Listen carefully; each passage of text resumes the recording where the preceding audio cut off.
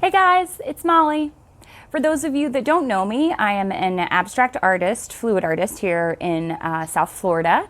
And a lot of you wanted to know how my last show went. So I wanted to tell you guys what happened and give you a couple of pointers if you are new to doing shows and just kind of new to the art scene in general. So I have my little list of stuff that I want to get through. So I'll tell you how the art festival went, and then I have a couple clips that I made at the end to show you a couple of things for booth setup, and had an interesting night. My U-Haul ended up breaking down at the end of the entire weekend, so it was an experience to say the least. But all right, so let me get started. So if you're going to be doing a festival in general, you have to know where they are, when they are, and how you get into them, right? So those are kind of the first things that you have to decide.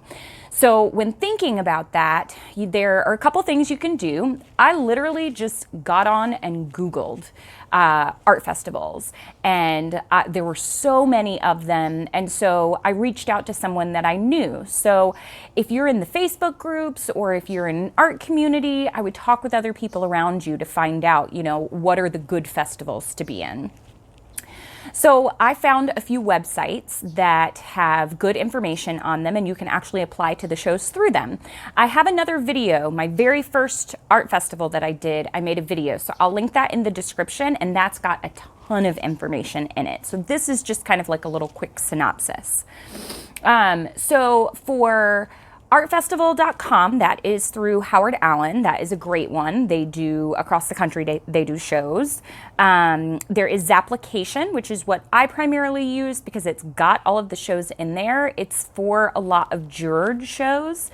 So where you put your artwork, you put 3 pictures and a booth picture into a portfolio with your artist statement, and then they review that and see if you qualify to be in the show.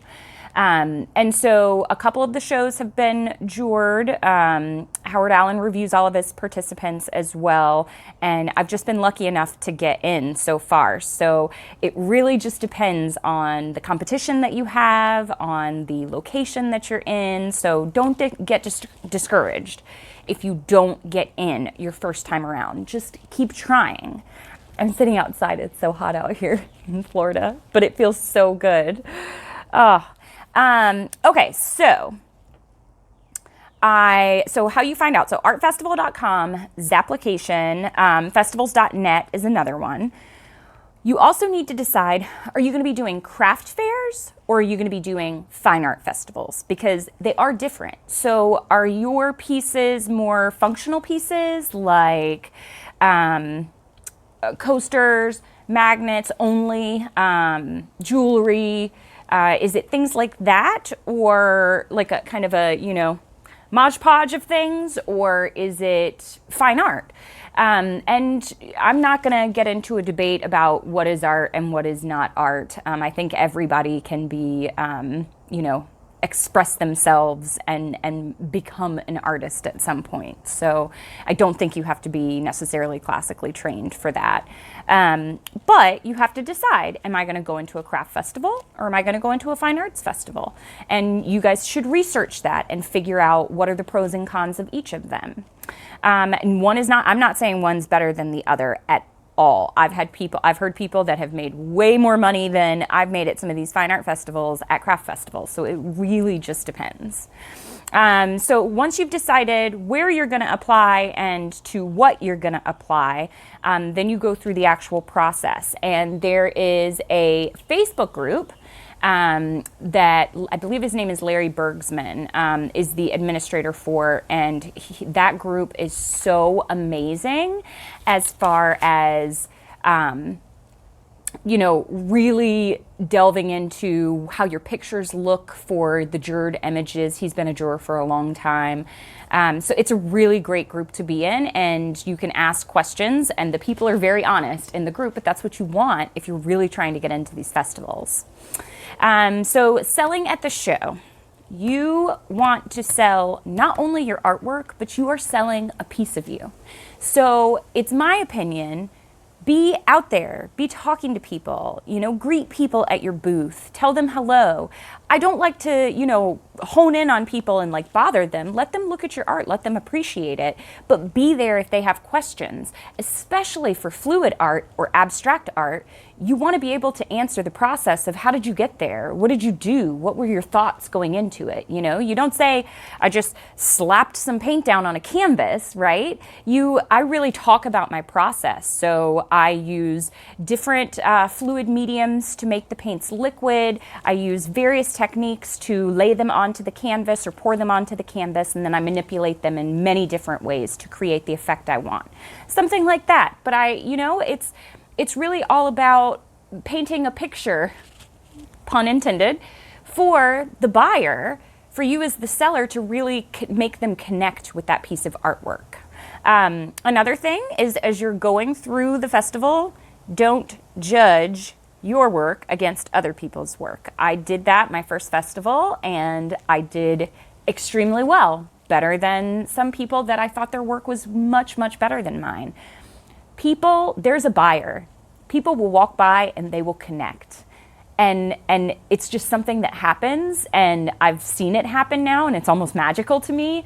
And they really want the piece. And, if it's $1,000, if it's for some people $5,000, they really want the piece, they'll purchase the piece. So I just think that that's something that's really heartwarming, to have someone really want something that you've poured your heart into and made. So things that I needed at the show. If you check out the other video, you'll see all the things that I said that you should get, but it rained. So I really needed tarps. So the second day I had to go and buy those. So if you're going to do a show, make sure you have some extra tarps. And they need to go on the ground and over your work, because at a booth, and you'll see in the clips at the end, at a booth, there's the back section where you keep all of your stuff. And some of that is touching the ground if they don't allow you to have a table behind it. It depends on where you're set up. So that's something to keep in mind. Bring tons of food and water, especially if you're in a hot area. Bring tons of water and ice. A lot of the restaurants won't let you take their ice or borrow their ice, so make sure that you have that as well. Sunscreen, very important. I think I'm going to buy a director's chair for this next time around. I've been just standing, and that kind of gets really, really tiresome quick, and then I have nowhere to sit, so you're sitting across the street from your booth or at the back of your booth. So that's something to keep in mind as well, so that you can kind of take quick little breaks and sit for a little bit. Have someone to help if you can. It's really, really important. My husband came with me on the last show, and 2 shows before that I did them by myself, and it was brutal, to be honest, to be out there from 9 a.m. to 5 p.m. Bathroom breaks, you have to leave your booth, and if somebody comes by and wants to talk to you or wants something, you're not there. So just see if someone can help you out, even if it's for a few hours, to give you a break. All right, so a lot of people ask how I do at the festivals money-wise. And all I'm hoping to do at festivals, because this is my first year doing them, every festival I purchase, I'm hoping to break even.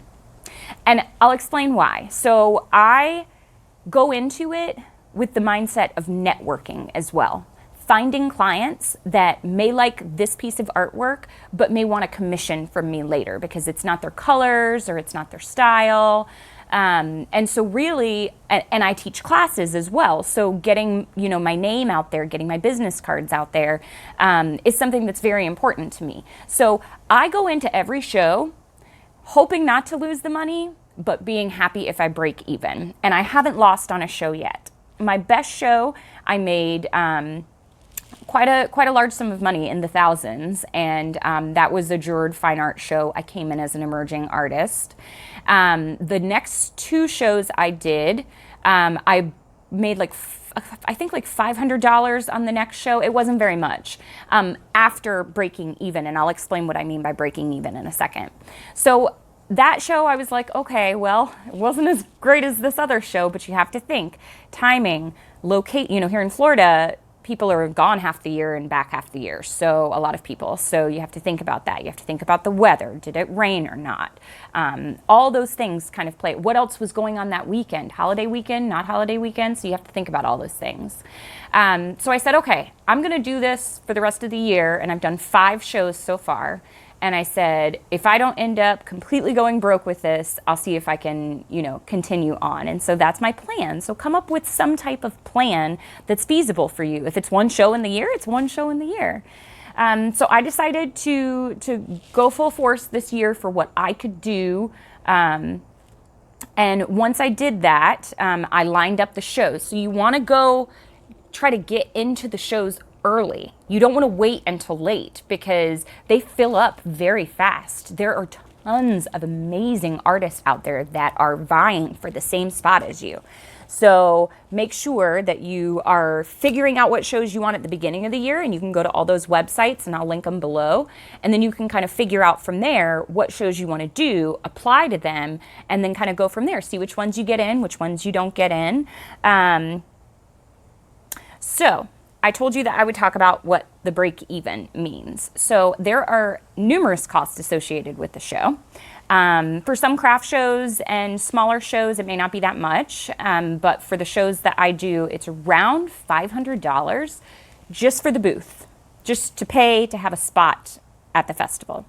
On top of that, you pay an application fee, normally anywhere from like $15 to $45.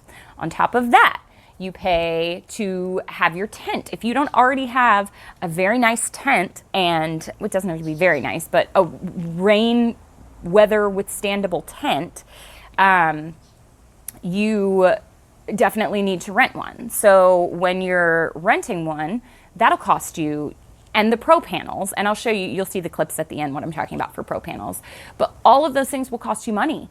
And it's here, it's normally around anywhere from $250 to $300, depending on the company you go with. And there's only a few companies around here in this area. So you have to think about that as well. Other people use grid walls. You can use flourish mesh panels.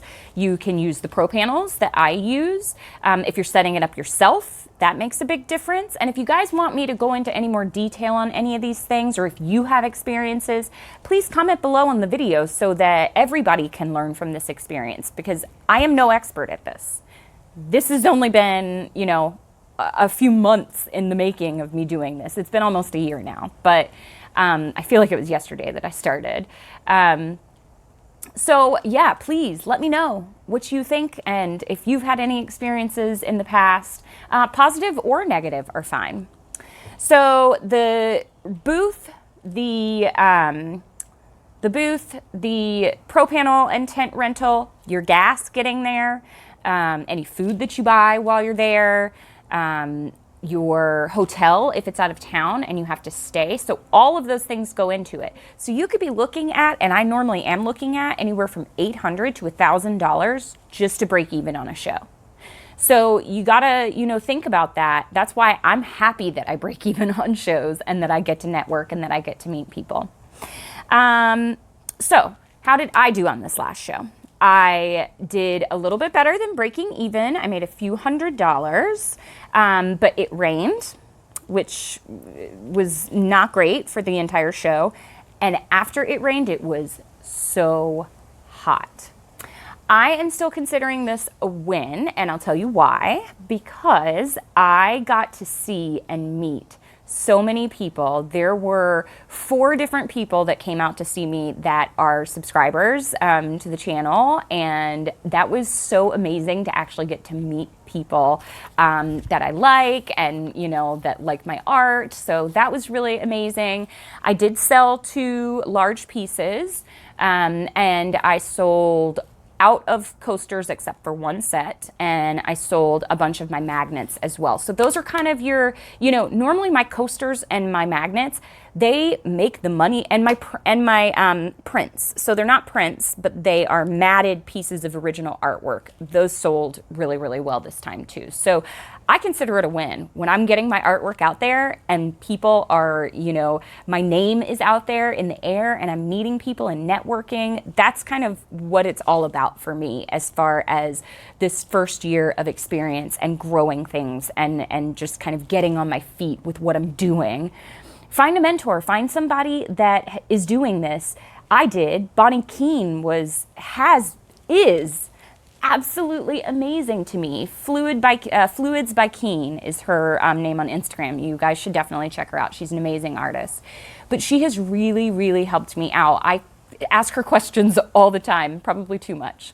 But there are the people that have been doing this for a really long time, they have it down. They have a system down.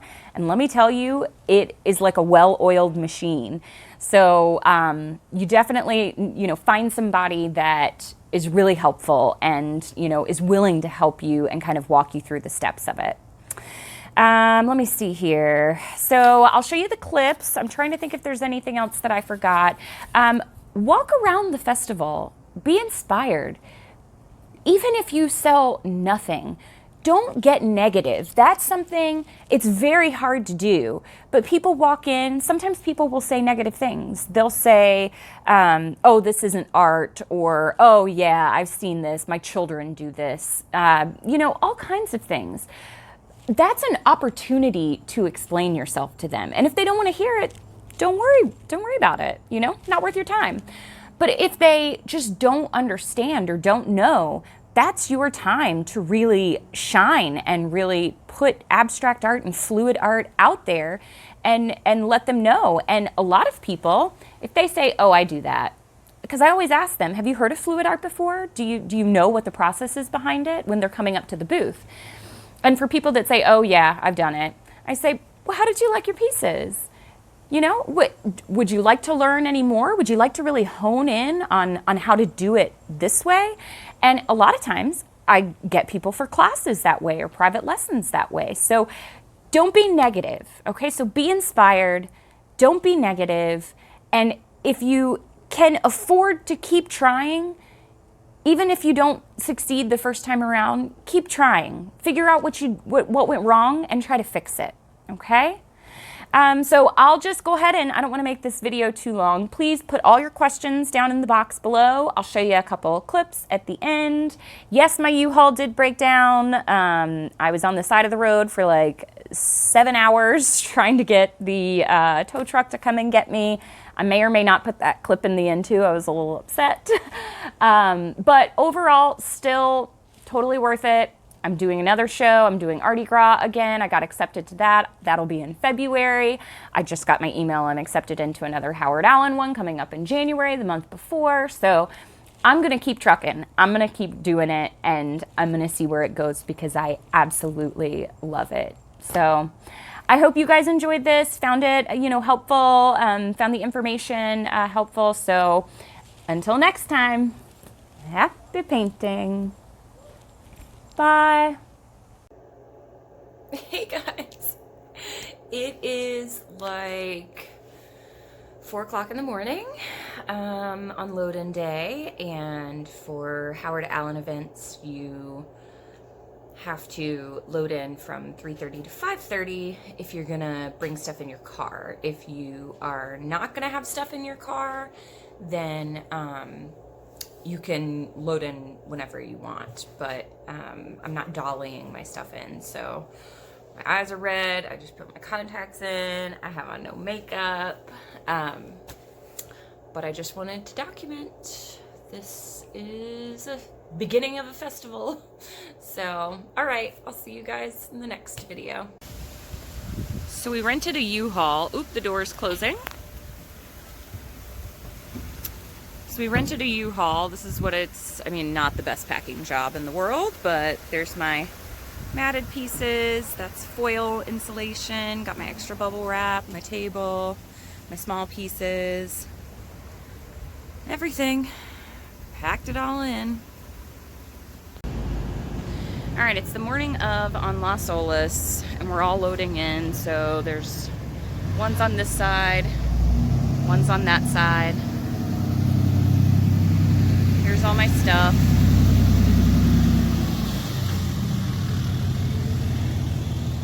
And the thing is that you can drop your stuff off, but you can't set up yet because my tent is actually going to be over there. So didn't get a super great space. I got like the very beginning of the festival, so in my experience, that's normally people keep on walking by and say, oh, we'll be back. So I don't know, we'll see how it goes. But that's it. So I left some stuff in the van. Hopefully I sell and need to go back and get it. All right, you guys. Okay, here we are. Everybody's setting up. Took forever to find parking. And we went to the wrong place. I put in street instead of avenue. I was like, this is a long walk.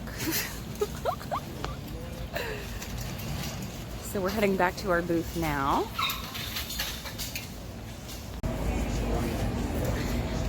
All right, everybody. So I've sold a couple of pieces. Still have a ton of pieces left. Was hoping there'd be more gone. It's a kind of slow day today. But it didn't rain that bad, which was good, but it was the threat of it. I almost sold out of coasters, and a bunch of my magnets are gone, which is good. I sold a bunch of prints. Well, they're not prints, they're canvases, matted canvases. But yeah, so pretty decent first day. On to the next one.